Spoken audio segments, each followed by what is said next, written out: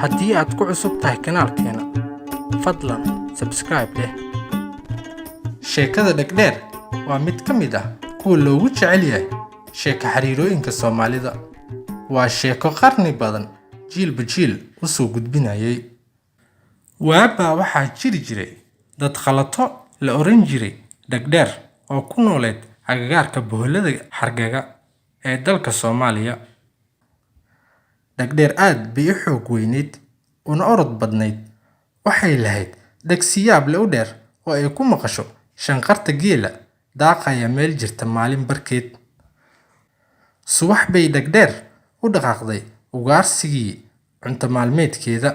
Waxay sii dhex qaaday buuraha iyada oo gacanta ku sidata gudin ama misaar, gacanta kalena jawaan maran oo ay ku soo qaadan lahayd qofka ay dilato. Balse waxay sii dhex qaaday jidka. Maalinta waxba gacanta kumaysan soo dhigin. Iyadoo gaajo iyo jahawareer isku darsatay bay ku soo laabatay gurigeedii. Dhegdheer waxay caruur ka lahayd gabar keliya. Soo gur qoryo iyo caws bay ku amartay gabadheedii kaligeed ay lahayd. Dhegdheer oo doonaysa in qof keligii socda in uu ku soo qaldamo aqalkeeda oo uu yimaado ayaa qoryihii iyo cawskii waxay ka dhistay aqalo dhowr ah oo dhinaca ku haya aqalkeedii. Daal dartii hurdaa la tagtay iyadii oo weli gaajeysan. Haweenkaas waxaa wadada soo martay haweeney ninkeedii dhintay oo u socota gurigii reerkooda. Hase yeeshee aad bay u daalnayd una gaajeysnayd. Aad bay ugu faraxday markay indhaheeda qabteen deegaan lamoodkii Dhegdheer. Haweeneydii ayaa siduu dhaqanku ahaa weydiisatay gabadhii Dhegdheer, gabadhoy i waraabi in aan Ilaahay ku oomin. Gabadhii ayaa si dhaqso ah ugu jawaabtay, waan idin martigelin lahaa oo idin haraad iyo gaajo tiri lahaa, balse gurigaad timaadeen waa kii Dhegdheer. Iyada oo hadalka hoos u dhigaysa ayay ugu digtay, ogsoonow hooyaday in aad ka badbaadi doonin hadday hurdada ka soo toosto. Waa inaad dhuumataa ilaa ay ugaarsi u baxdo, dabadeedna si dhaqsi ah aad naftaada u badbaadisaa. Baqdin ayay la gariirtay haweeneydii.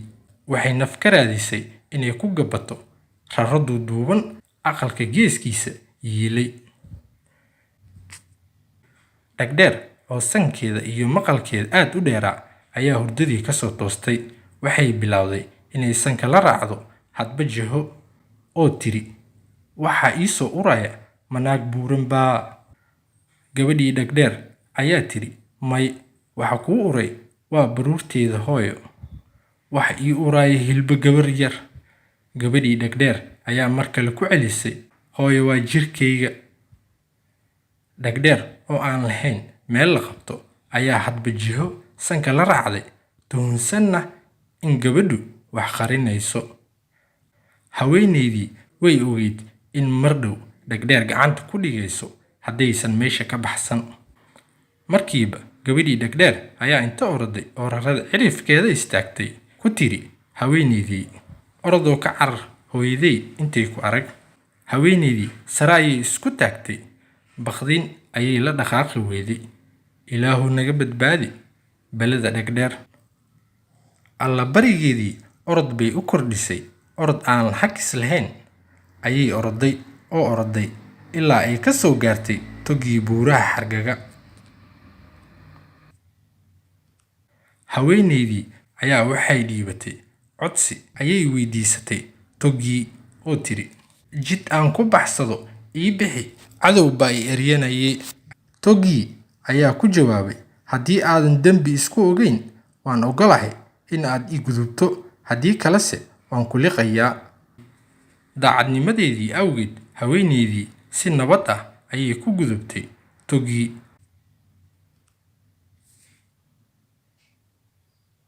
Dhegdheer oo aan lahayn dheg la qabta ayaa isa soo dul taagtay togii iyada oo isha la sii raacaysa haweeneydii. Markaasay ku barooratay shalay.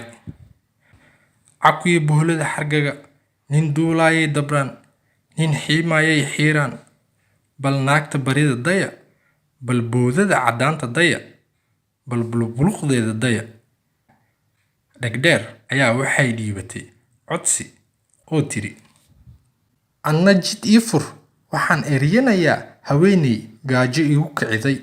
Togii ayaa ku jawaabay, waan ku liqayaa. Dhegdheer oo aad u gaajeysneed ayaa uusasha. Sheekada dhegdheer waa mid ka mid ah kuwa loogu jecel yahay sheeko xariirooyinka Soomaalida. Waa sheeko qarni badan jiilba jiil u soo gudbinayay. Dhegdheer waxaa loo adeegsadaa in carruurta lagu cabsiiyo si ay ugu haraan dhaqamada xunxun. Waalidiintu carruurta yaryar bay ugu digaan kaligaa dibadda ha aadin ama dhegdheer baa ku qaadan doonta. Haddii aad ku cusub tahay kanaalkeena, fadlan subscribe dheh